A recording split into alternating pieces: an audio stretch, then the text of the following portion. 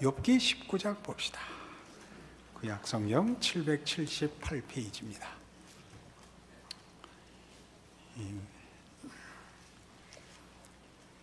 욥이 대답하여 이르되 너희가 내 마음을 괴롭히며 말로 나를 짓부수기를 어느 때까지 하겠느냐. 너희가 10번이나 나를 학대하고도 부끄러워 아니하는구나. 비록 내게 허물이 있다 할지라도 그 허물이 내게만 있느냐. 너희가 참으로 나를 향하여 자만하며 내게 수치스러운 행위가 있다고 증언하려면 하려니와 하나님이 나를 억울하게 하시고 자기 그물로 나를 애워싸 하신 줄을 알아야 할지니라. 내가 폭행을 당한다고 부르짖으나 응답이 없고 도움을 간구하였으나 정의가 없구나. 그가 내 길을 막아 지나지 못하게 하시고 내 앞길에 어둠을 두셨으며 나의 영광을 거두어 가시며 나의 관모를 머리에서 벗기시고 사면으로 나를 헐으시니 나는 죽었구나. 내 희망을 나무 뽑듯 뽑으시고 나를 향하여 진노하시고 원수같이 보시는구나. 그 군대가 일제히 나와서 길을 도두고 나를 치며 내 장막을 둘러 진을 쳤구나. 나의 형제들이 나를 멀리 떠나게 하시니 나를 아는 모든 사람이 내게 낯선 사람이 되었구나. 내 친척은 나를 버렸으며 가까운 친지들은 나를 잊었구나. 내 집에 머물러 사는 자와 내 여종들은 나를 낯선 사람으로 여기니 내가 그들 앞에서 타국 사람이 되었구나. 내가 내 종을 불러도 대답하지 아니하니 내 입으로 그에게 간청하여야 하겠구나. 내 아내도 내 숨결을 싫어하며 내 허리의 자식들도 나를 가련하게 여기는구나. 어린 아이들까지도 나를 없인 여기고 내가 일어나면 나를 조롱하는구나. 나의 가까운 친구들이 나를 미워하며 내가 사랑하는 사람들이 돌이켜 나의 원수가 되었구나. 내 피부와 살이 뼈에 붙었고 남은 것은 겨우 잇몸뿐이로구나. 나의 친구야, 너희는 나를 불쌍히 여겨다오. 나를 불쌍히 여겨다오. 하나님의 손이 나를 치셨구나. 너희가 어찌하여 하나님처럼 나를 박해하느냐. 내 살로도 부족하냐. 나의 말이 곧 기록되었으면 책에 씌어졌으면 철필과 납으로 영원히 돌에 새겨졌으면 좋겠노라. 내가 알기에는 나의 대속자가 살아계시니 마침내 그가 땅 위에 서실 것이라. 내 가죽이 벗김을 당한 뒤에도 내가 육체 밖에서 하나님을 보리라. 내가 그를 보리니 내 눈으로 그를 보기를 낯선 사람처럼 하지 않을 것이라. 내 마음이 초조하구나. 너희가 만일 이르기를 우리가 그를 어떻게 칠까 하며 또 이르기를 이래 뿌리가 그에게 있다 할진대 너희는 칼을 두려워할지니라. 분노는 칼의 형벌을 부르나니 너희가 심판장이 있는 줄 알게 되리라. 어렵죠. 그리고 지난주에 그랬죠. 아무 때나 아멘 하지 말라고. 성경 말씀은 다 옳지만 그 옳음이 무엇을 목표로 하고 있고 그 용도가 무엇인지 모르고 아무 때나 읽어놓고 아멘 하면 그 위험합니다. 그 앞에 우리 18장이 수아 사람 빌닷이 이제 이렇게 몰았다 그랬죠. 1회전에서 그리 했던 것처럼 네가 뭔가 잘못했기 때문에 벌을 받는 것이고 네가 회개하지 않고 원망을 하는 그것 자체로 네가 죄인인 증거다. 그러면서 악인의 형벌을 쭉 논했습니다. 그 18장에서 악인의 형벌은 결국 지난주에 제가 그렇게 표현했죠.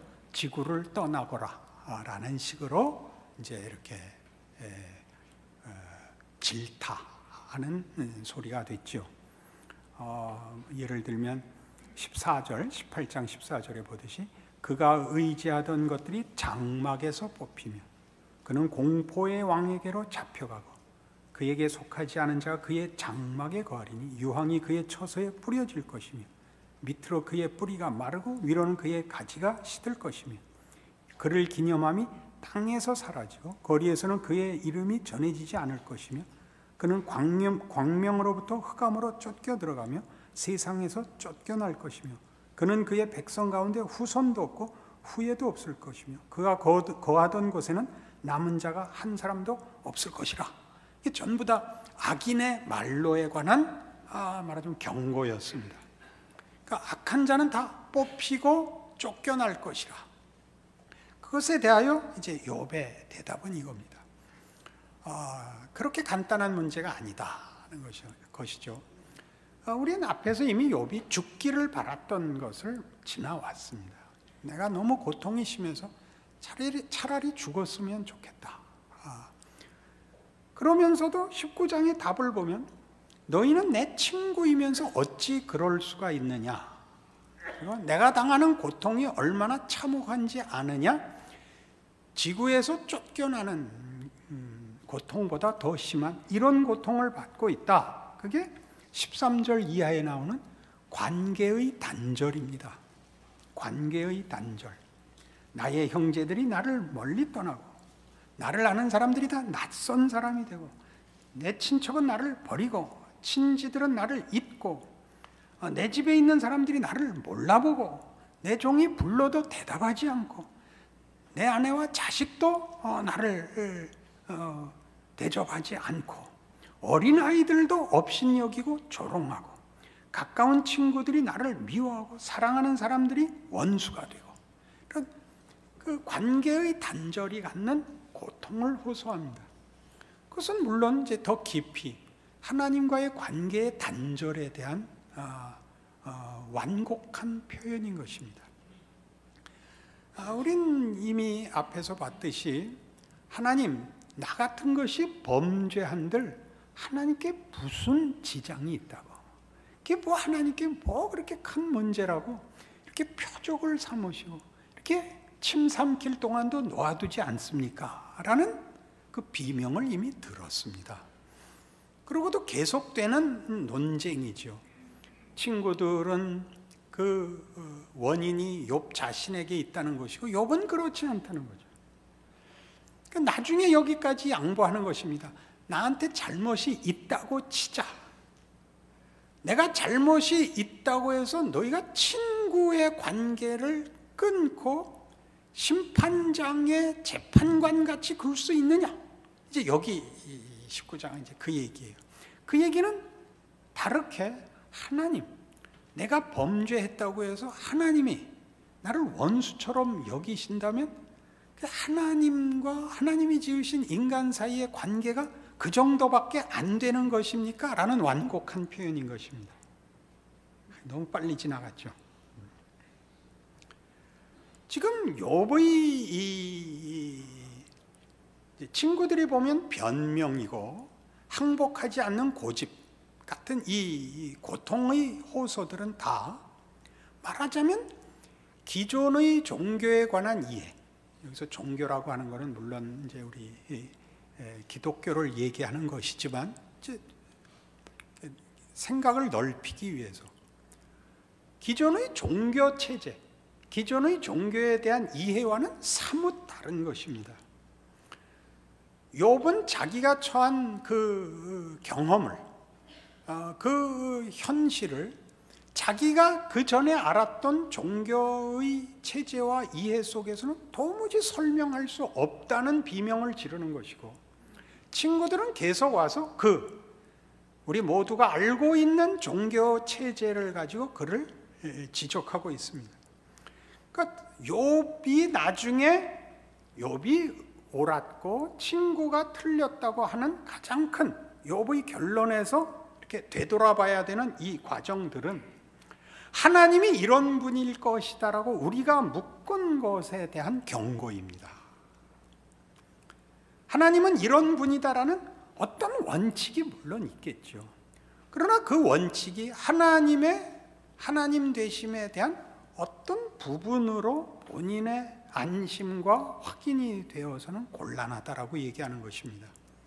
그러니까 욥이 의로웠다는 것은 욥이 잘했다는 것이 아니라 욥은 결국 이 세 친구가 붙잡혀 있었던 어떤 한계, 어떤 폐쇄에서부터 욥이 하나님의 인도하심을 따라 그 껍질을 벗고 더 큰 하나님의 통치로 들어가게 되었다는 뜻으로 옳다는 것이고, 친구들은 하나님을 자기네가 알았던 전통적인 이해에서 벗어나오지 못했다는 뜻에서 잘못됐다는 판정이 나오는 것입니다.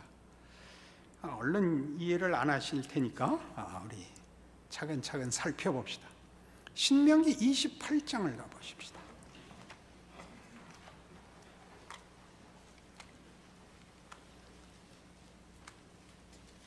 유명한 유명한 신명기의 축복과 저주에 관한 하나님의 그 약속입니다.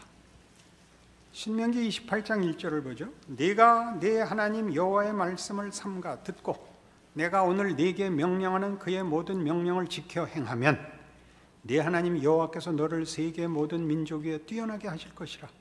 네가 네 하나님 여호와의 말씀을 청종하면 이 모든 복이 네게 임하여 네게 이르리니 성읍에서도 복을 받고 들에서도 복을 받을 것이며 네 몸의 자녀와 네 토지의 소산과 네 짐승의 새끼와 소와 양의 새끼가 복을 받을 것이며 네 광주리와 떡반죽 그릇이 복을 받을 것이며 네가 들어와도 복을 받고 나가도 복을 받을 것이니라. 잘 알고 있는 구절이죠. 15절 이하는 뭔가 볼까요? 네가 만일 네 하나님 여호와의 말씀을 순종하지 아니하여 내가 오늘 네게 명령하는 그의 모든 명령과 규례를 지켜 행하지 아니하면 이 모든 저주가 네게 임하며 네게 이를 것이니 네가 성읍에서도 저주를 받으며 들에서도 저주를 받을 것이며 또 네 광주리와 떡반죽 그릇이 저주를 받을 것이요 네 몸의 소생과 네 토지의 소산과 네 소와 양의 새끼가 저주를 받을 것이며 네가 들어와도 저주를 받고 나가도 저주를 받을 것이라. 신명기의 약속입니다.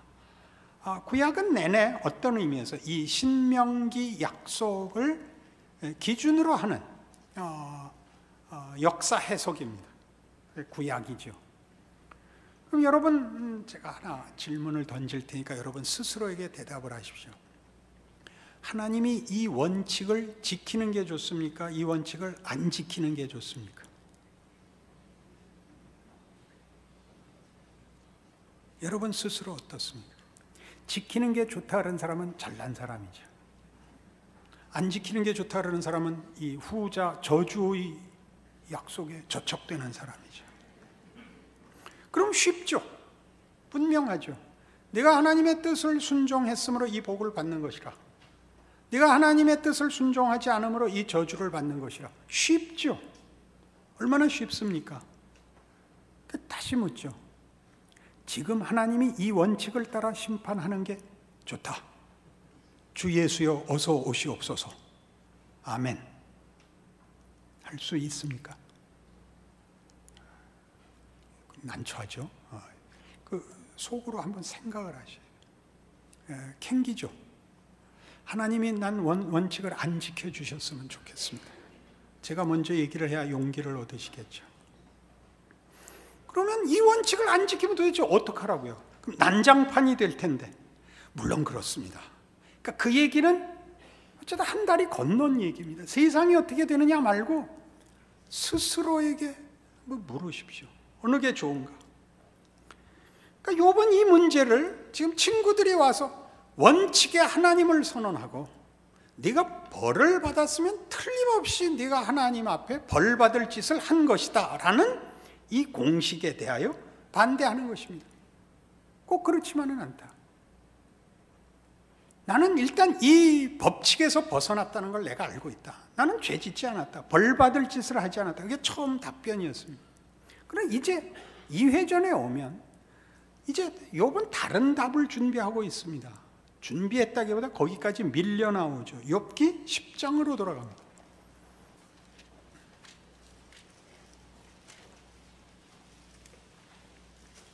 욥기 10장 9절로 오십시다.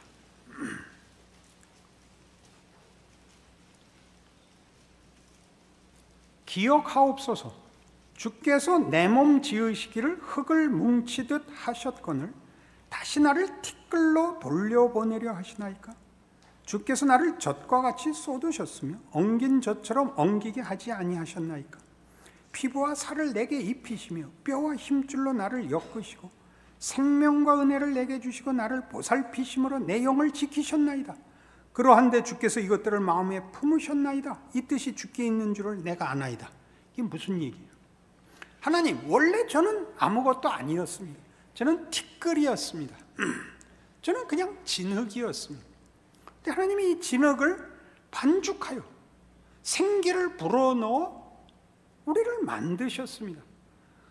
그리고 잘하나 못하나 지켜보다가 잘하면 복 주고 못하면 없애려고 그러면 그 일을 하셨단 말입니까? 이제 여기까지 왔단 말입니다. 자, 이거 어떻게 하실 겁니까? 하나님이 작품을 만드시고 어떻게 하나 보고 없애고 상주고 하는 그것을 위하여 그의 창조를 동원했단 말입니까? 그의 창조가 진품이 되는지 뭐라 그럽니까? 진품의 반대는 위품이 되는지 그렇게는 안 하는데 뭐라 그러나 그거를 위해서 창조를 발휘하셨단 말입니까? 까지 이제 온 겁니다. 그럼 조금 복잡해졌죠. 원칙보다 더 큰 창조의 힘, 없는 것을 있게 만드신 힘이 기껏 어떤 판정을 위하여, 어떤 선택을 위하여 남겨진 일에 불과하단 말입니까? 여기까지 오는 겁니다. 그래서 우리 오늘 본 욥기 19장에서는 이 의문과 도전과 말하자면 밀려 나온 자리에서 그가 알지 못하는 이런 고백을 하게 됩니다. 19장 23절 이하죠. 나의 말이 곧 기록되었으면 책에 씌어졌으면 철필과 납으로 영원히 돌에 새겨졌으면 좋겠노라. 내가 알기에는 나의 대속자가 살아계시니 마침내 그가 땅 위에 서실 것이라. 내 가죽이 벗김을 당한 뒤에도 내가 육체 밖에서 하나님을 보리라.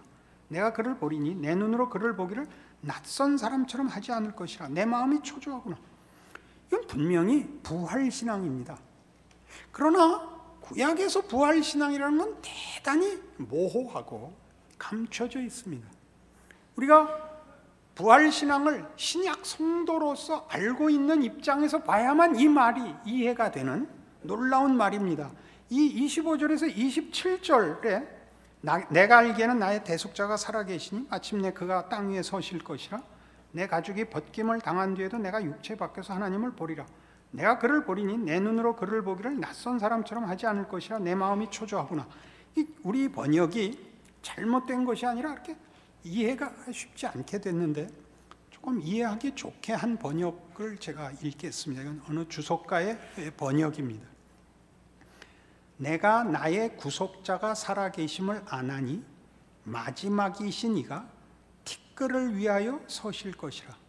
내가 깨어난 후에 일이 이러하리니 나의 육체로부터 내가 하나님을 보리라.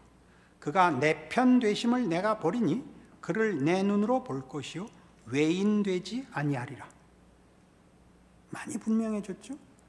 말하자면 욥이 지금 자기가 죽음을 통과하고 있고 그리고 그 다음에 다시 부활이 있다고 넉넉히 추정할 수 있는 식의 어떤 고백을, 어떤 자기도 모르는 어떤 이해를 가지고 있습니다. 마지막이시니가 티끌을 위하여 서신다. 아까 티끌로 나를 다시 보내십니까? 티끌로 나를 만드셨는데 다시 티끌로 보내려 하십니까? 라는 욥기 10장과 같은 단어입니다. 우리를 위하여 구속자가 서실 것입니다. 그를 내가 죽고 다시 살아서 볼 것이요 그거를 낯설어 하지 않을 것입니다.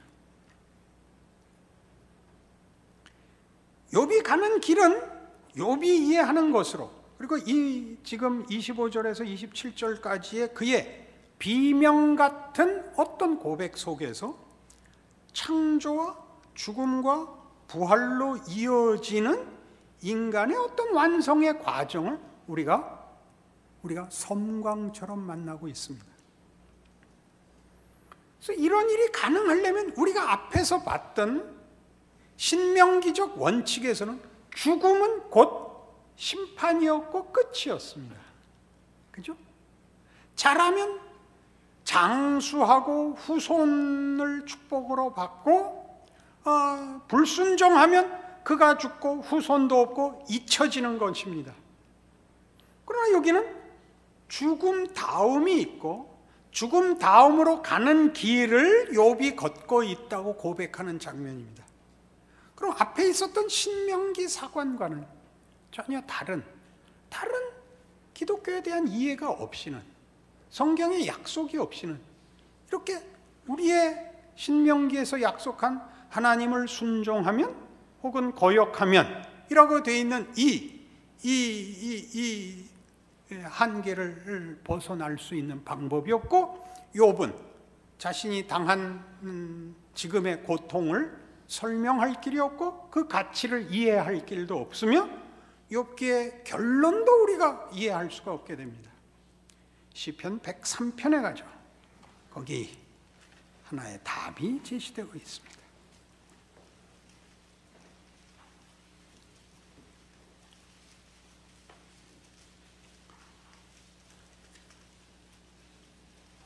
시편 103편은 이렇게 되어 있습니다. 다윗의 시입니다. 다윗의 시라는 것은 의미심장합니다. 다윗은 골리앗을 죽인 사람으로 가치가 있는 것이 아니라 밧세바 사건으로 유명한 사람입니다. 그는 내가 죄악 중에 출생했고 그 죄가 항상 눈앞에 있는 사람이라고 고백한, 눈물로 침상을 띄워도 해결할 수 없는 죄인인 것을 확인한 사람의 그의 고백입니다. 자기의 잘못과 벌받아 마땅한 것을 고백하는 것이 아니라 그 절망과 그 형벌의 끝에서 어떻게 소생할 수 있었는가를 고백하는 사람으로 다윗은 시편에 등장하는 것입니다. 내 영혼아 여호와를 송축하라. 내 속에 있는 것들아 다 그의 거룩한 이름을 송축하라. 내 영혼아 여호와를 송축하며 그의 모든 은택을 잊지 말지어다. 그가 네 모든 죄악을 사하시며 네 모든 병을 고치시며 네 생명을 파멸해서 속량하시고 인자와 긍휼로 관을 씌우시며 좋은 것으로 네 소원을 만족하게 하사 네 청춘을 독수리같이 새롭게 하시는도다. 더 읽어볼 것도 없이 5절까지 너무 벅차야 됩니다. 신명기에서 봤던 내가 이렇게 하면이라는 조건절이 없어집니다.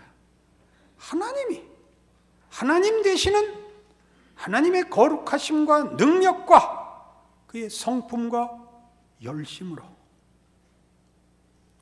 내 모든 죄악을 사하시고 내 모든 병을 고치시고 내 생명을 파멸해서 속량하시고 인자와 긍휼로 관을 씌우시고 좋은 것으로 네 소원을 만족하게 하사 내 청춘을 독수리같이 새롭게 하시는도다. 요 끝에 것만 난 못 받아봤어요.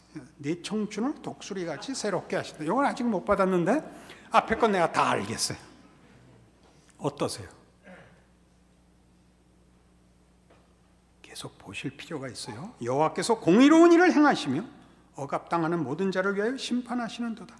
그의 행위를 모세에게 그의 행사를 이스라엘 자손에게 알리셨도다. 여호와는 긍휼이 많으시고 은혜로우시며 노하기를 더디하시고 인자하심이 풍부하시도다. 자주 경책하지 아니하시며 노를 영원히 품지 아니하시리로다. 우리의 죄를 따라 우리를 처벌하지는 아니하시며 우리의 죄악을 따라 우리에게 그대로 갚지는 아니하셨으니 이는 하늘이 땅에서 높음같이 그를 경외하는 자에게 그의 인자하심이 크심이로다. 동이 서에서 먼 것 같이 우리의 죄과를 우리에게서 멀리 옮기셨으며 아버지가 자식을 긍휼히 여김같이 여호와께서는 자기를 경외하는 자를 긍휼히 여기시나니 이는 그가 우리의 체질을 아시며 우리가 단지 먼지뿐임을 기억하심이로다. 이 지금은 하셔야 돼요. 아멘입니다. 안 한다고? 아멘입니다. 자, 이제 물읍시다. 하나님이 원칙을 지키셨으면 좋겠습니까? 안 지키셨으면 좋겠습니까? 생각해보세요. 하나님이 원칙을 지켰으면 좋겠어? 안 지켰으면 좋겠어? 어느 원칙? 어느 원칙? 시편 103편에 우리 이제 만나면 그러는 게 103. 하나님은 질서의 하나님이에요. 신명기 28장이 필요해. 뭐가 있죠? 갈라디아서 6장 7절에 뭐예요? 하나님은 만홀히 여김을 받지 아니하시나니 사람이 무엇으로 심든지 그대로 거두리라. 이것은 하나님의 공의예요. 하나님의 대원칙이야.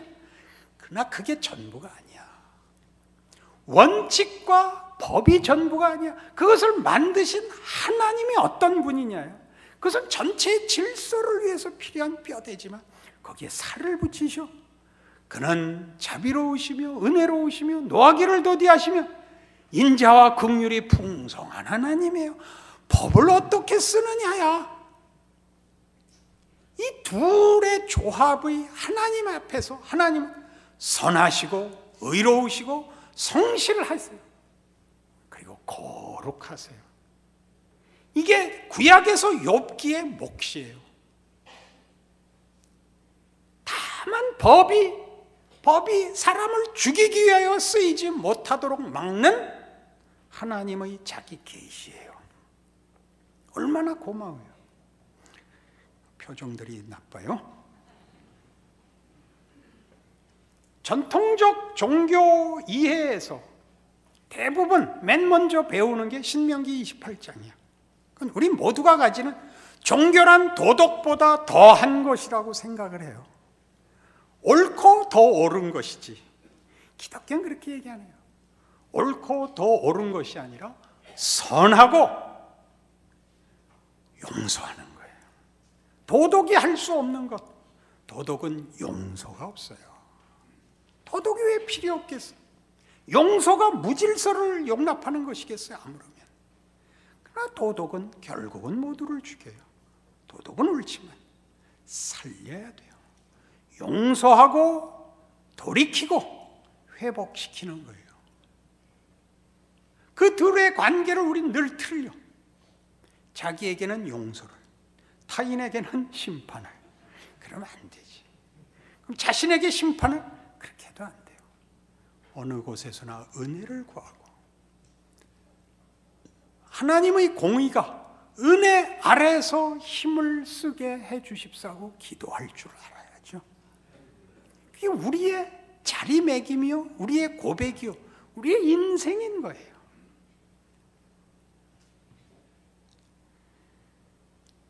전통적 종교에 대한 이해 속에서 부활은 없지. 부활이란 죽음 다음에 오는 것인데 죽음은 곧 형벌이요 심판이었거든.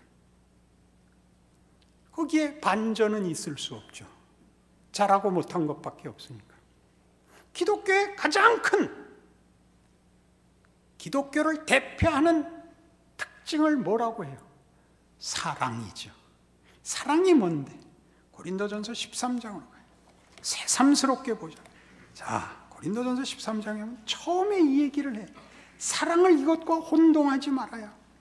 내가 사람의 방언과 천사의 말을 할지라도 사랑이 없으면 소리나는 구리와 울리는 꽹과리가 되고. 잘난 척하지 마요. 내가 예언하는 능력이 있어 모든 비밀과 모든 지식을 알고 또 산을 옮길 만한 모든 믿음이 있을지라도 사랑이 없으면 내가 아무것도 아니요. 내가 내게 있는 모든 것으로 구제하고 또 내 몸을 불사르게 내줄지라도, 내 몸을 불살라 줄지라도 사랑이 없으면 내게 아무 유익이 없느니라. 사랑이 뭔데? 사랑은 오래 참는 거래죠. 누구를 참을래? 왼수? 자기를 참아야 돼요. 자신을. 오르려고 그러지 마세요.